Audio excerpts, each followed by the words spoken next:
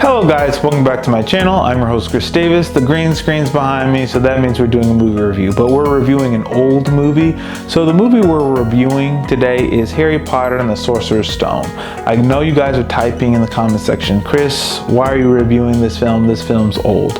Well, I just happened to see it last week at a movie theater called The Cosm. So I believe they have movie theaters nationwide, but if you live in the Dallas area, they have one in the Colony, and it's a really nice movie theater with excellent food, and they have an immersive screen where you have the movie playing all around you, and they show old movies. They also, you can watch sports on there, so basketball, football. So if those seasons are going on right now, World Cup, you can watch it at the Cosm. So if you have one in your area, check it out. It's really cool. All right, with that being said, let's get into this movie review. Harry Potter and the Sorcerer's Stone. What did I think of this film? I thought this film was great. I haven't seen this film at all until last week. It was my first time seeing it.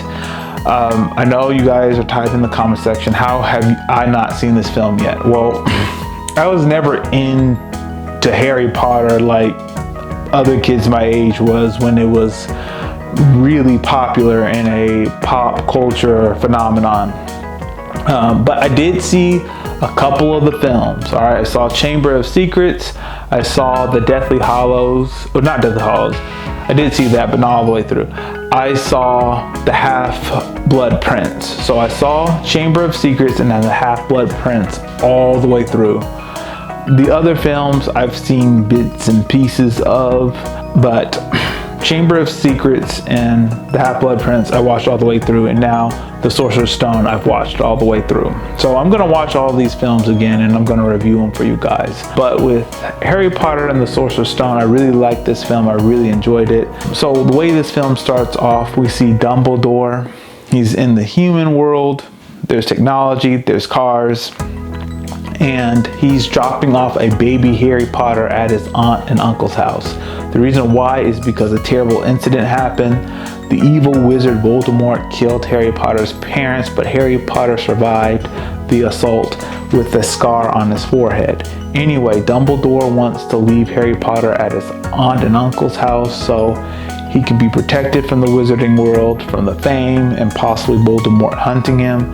And Dumbledore leaves him with his aunt and uncle.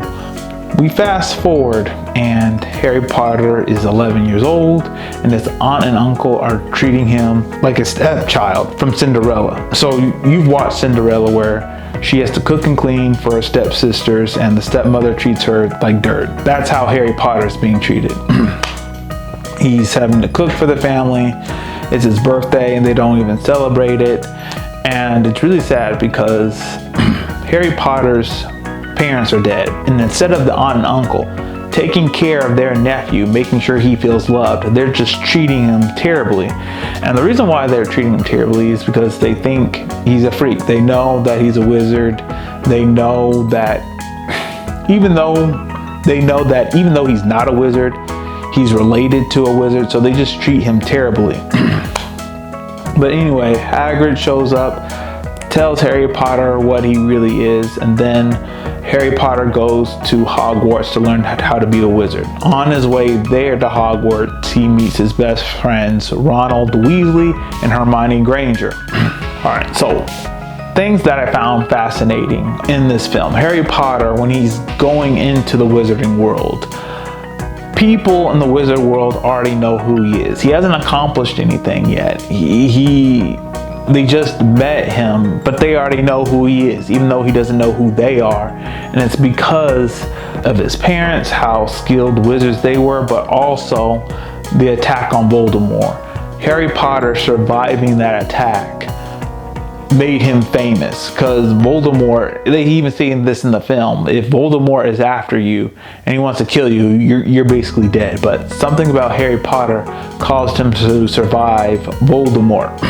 Another thing I found fascinating while we're on Voldemort, I thought that Harry Potter didn't even interact with Voldemort until the end of Goblet of Fire, but in this film he's battling Voldemort, at least the essence of Voldemort. So Harry Potter doesn't face like Voldemort until like Goblet of Fire. He's facing him in the film Sorcerer's Stone. So I find that incredible. Another thing I find really cool is we're introduced to the different houses in the Sorcerer's Stone. Now, I was thinking that the different houses didn't show up until the Goblet of Fire. For whatever reason, I thought that, but no, we're introduced to them in the first film. So we have Gryffindor, we have Hufflepuff, we have Ravenclaw, we have Slytherin. So Harry Potter and his friends, Hermione and Ron, they're all Gryffindor. Characters I find very fascinating. I love Dumbledore. I really hated how they killed him in the Half-Blood Prince. But after watching this film, I kind of understood why. Well, after watching the last part of the Order of Phoenix, I understood why. It's just Voldemort wouldn't have been able to touch Harry as long as Dumbledore was still around, so that's why they had to kill him off. But I love Dumbledore. I find him very fascinating as a mentor to Harry and how he protects him. Hagrid. Another character that's pretty cool is Draco Malfoy. He tries to be a bully. I love how Harry stands up to him, especially when they're learning how to fly on the brooms. And speaking of flying on brooms, a part that I found fascinating in this film was the Quidditch part. I really liked that part. And how Harry Potter became a seeker just like his father. But not only that, Harry Potter's the youngest seeker in wizard history. I guess in 100 years, he's the youngest seeker. Oh, another character that really piques my interest, Snape.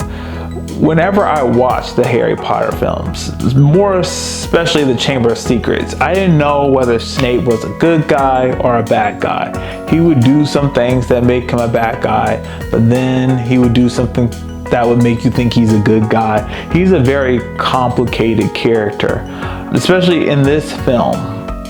When Harry's doing the Quidditch match and his broom is being sabotaged, you think in your mind that Snape is sabotaging Harry Potter so Slytherin can win the Quidditch match. We then learn later on in the film that Snape was actually sabotaging Harry because he was trying to protect him from an assassination attempt. So Snape is a very complicated character, and I do like that. So overall, I really enjoyed this film. This is really good. Like I said, I'm gonna watch the other films and I'm gonna review all of them for you guys. Alright, if you like this video, please hit the like button, hit subscribe, share this video with all your friends. Please don't stop watching. YouTube has recommended this video for you next.